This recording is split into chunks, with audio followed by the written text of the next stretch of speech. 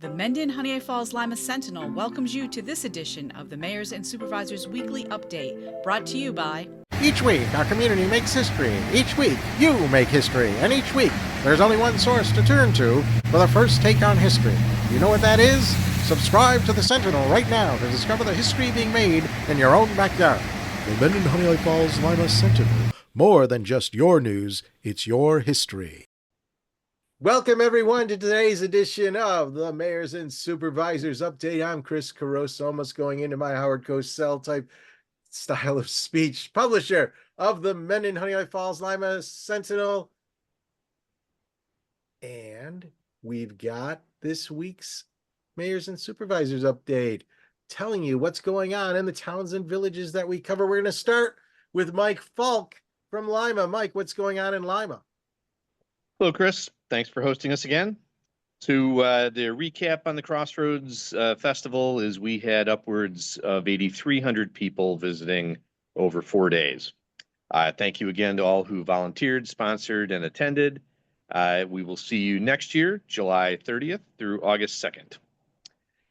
Construction continues here at the Lima Town Hall. And I do love the smell of burning metal in the morning as they cut out the old boiler system and all the pipes and the leaking radiators and remove the boiler and all that. We are moving to an air-sourced heat pump system, which will give us both air conditioning and heating. And so an improvement for the comfort of all who come here for events and activities and meetings. If you have not seen it, it is well worth your time to come to the town hall and take a look at the new display that Karen Hansen-Fritz has laid out. She is our Lima historian. It is a layout of the streets of the downtown area. And at each spot in the streets, there are pictures of what the buildings have looked like and the businesses that have been there over time. Really cool to see how things have shifted and changed and all that. My favorite photo is the butcher shop from at least 100 years ago, where they took a chain and they ran it through the second floor windows, and they used the chain to hang sides of beef down at the street level, and then had all the butchers pose in between the half cows there for their sort of photo. Really cool. So take a look, come right into the town hall, head right up to the front of the building. It is under the east staircase that goes up to the second floor. That's sort of the gallery that's been set up. It's really cool to see. And so now we go to events that are coming up. The September 17th is Constitution Day. And on that day at 4:30, our historian, Karen, will be hosting a community reception upstairs here in the Lima Town Hall to acknowledge the refurbishing of of 7 of the state marker signs here in Lima. Those blue signs with the yellow trim that tell us where the Keating House was and all of the other things. Light refreshments will be served. Darren Everdyke, who did the restorations, will be there to talk about how the refurbishment works and what he did. So we hope that you can attend. Time to get your green lights ready. Go and source your green light bulbs. Livingston County is the home of Operation Greenlight, which has now gone nationwide. We'll be putting up green lights, front porches, front windows, etc., starting in October and going all the way through November 16th to honor our veterans. Be sure to go and get set up for it now. We would like the entire area to be lit up green. Next month in October, the Lima Pumpkin Festival and Ag Day is on Saturday, October 4th at Mark Tubbs Park. There's a big pumpkin weigh-off, the sunflower contest, the Rotary will be having the apple slingshot, and so much more going on. All kinds of things. a great place to bring your kids. Be sure to mark that on your calendar. And there will also be the trunk or treat at the town hall right on Halloween, October 31st. Our Veterans Day ceremony will be at the Four Corners again on November 11th at 11 a.m. 15 minutes or less, but it's a great annual tribute to our vets. Please take the time to attend. And then lastly, the tree lighting is Saturday, November 30th. That's the Saturday of Thanksgiving weekend. And there will be caroling and a visit from Santa right here at the town hall. So lots to look forward to. Fall is coming soon. Thanks again, Chris. And that's all I've got. Thanks, Mike. Rick couldn't be here because fall isn't coming too soon. The summer's still here, and he's getting ready for the Festival of the Falls, or at the Falls event, which is Saturday, August 16th, the day before this is recorded. However, it's the day after you'll be watching this. This event took place on West Main Street, and as of the airing and publication of the Sentinel edition, we hope that everybody had a fun time there. Certainly, like any event like this, there will be some hiccups, and the committee will learn and adjust for the next event. It's on the street for the first time. The village board meeting for August is Monday, August 18th, beginning at 7 p.m. for the general public. The village board will enter into executive session at 6:30 p.m. to discuss subjects of legal matters. The Monroe County legislators were joined by Monroe County Soil and Water and members of the State Agricultural Division for a farm FARM tour this past Wednesday, August 13th. It was a wonderful tour of 3 active farms in the Northwest District of Monroe County: Colby's Homestead Farm, the Conroe Farms, and Brightly Farms. This was a unique opportunity to learn about the business process, difficulties and needs of the farmers, and certainly the unique processes each farm goes through. We truly appreciate the efforts of those dedicated to the farming industry. We appreciate their hospitality. That was from Rick Milne, Mayor of Honeoye Falls and Monroe County Legislator. Now we're going to Brent Rosiak, Deputy Supervisor for the town of Mendon. Brent, what is Mendon moving today? How's it moving today? It's moving along. Thank you for having me, Chris. I appreciate being here. If members of Mendon follow local social media pages, you'll see the hot topic right now is a proposed sign amendment to the Mendon Town Code. I learned a number, your side, my side, then there's what really happened.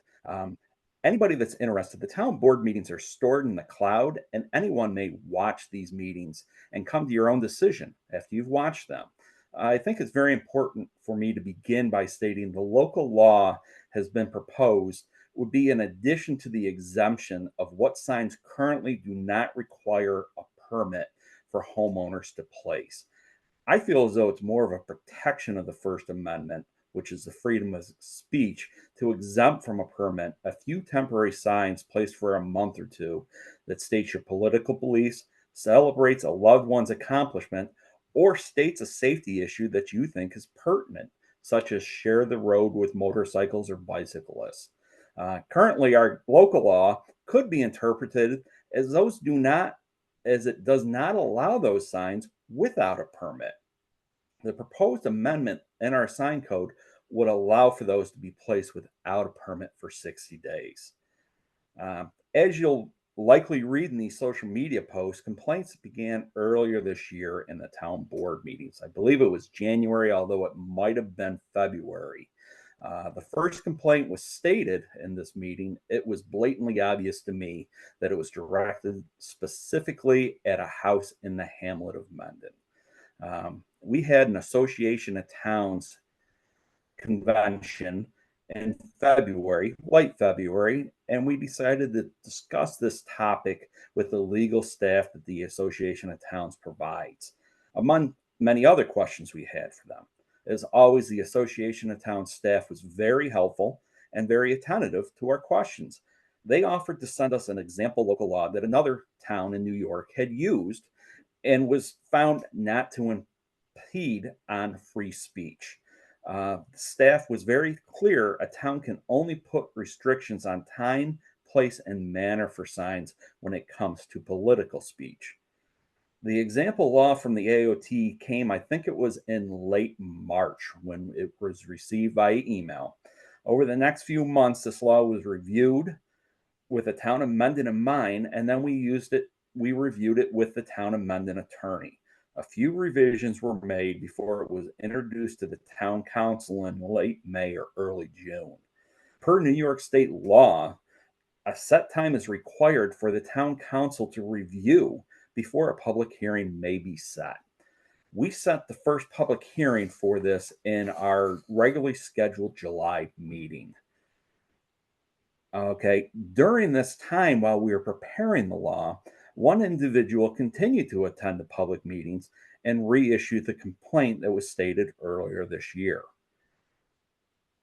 When we had the public meeting at our July, the supervisor clearly stated that we are not allowed to enforce content of sign with public speech. He further explained if our law requires you to read the sign to enforce our law, then it will not stand up in a court of law. Okay, during this public hearing, I believe 5 to 7 people got up to speak.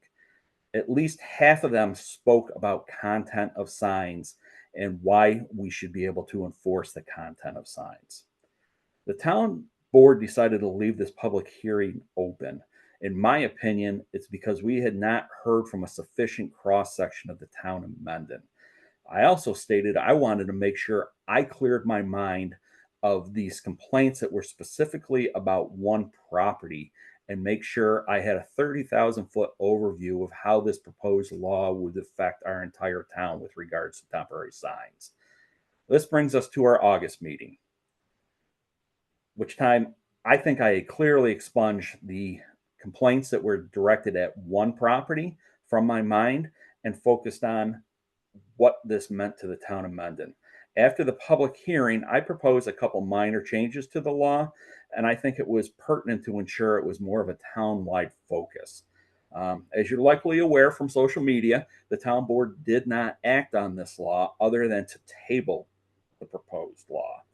I clearly stated before we tabled it, I was okay tabling it as long as we continued the discussion and moving forward progress towards this law.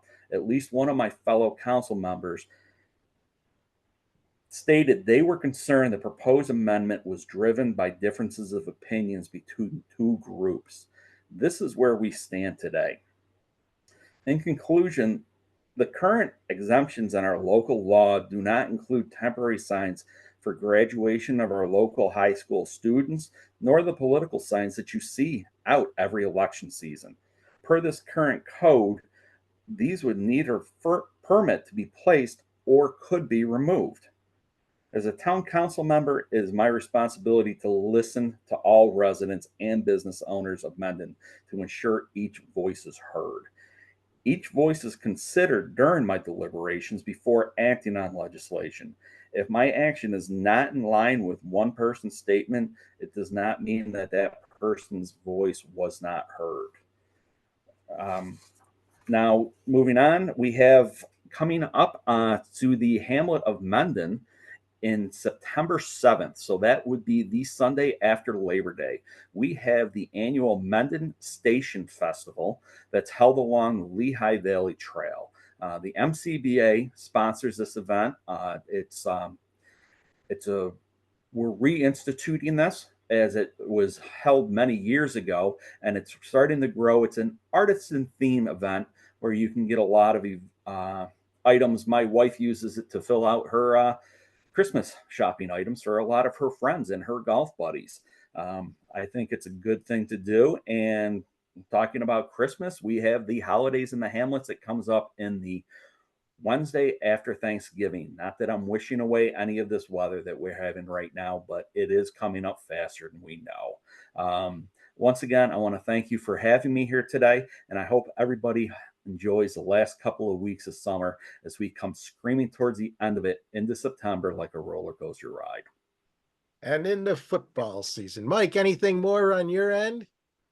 Nothing? Well, thank you guys for being here. Thank you all for watching this. Remember, this program airs every Sunday at 1 p.m. on our Facebook page and YouTube channel. Like the page or subscribe to the channel, and those platforms will notify you when the broadcast begins. Otherwise, you can read about it in next week's Sentinel, where we reprint the transcript.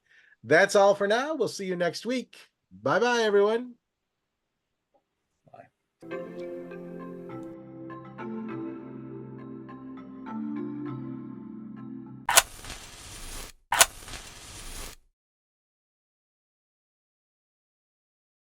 Imagine yourself communicating with a difference. Pan-Dimensional Solutions helps you do this. Whether live spectator events, taped broadcasts, or real-time audience-engaging programs, you can benefit immediately from the tools Pan-Dimensional Solutions will share with you. Do you want to make a difference? Contact us at pandimensional.com.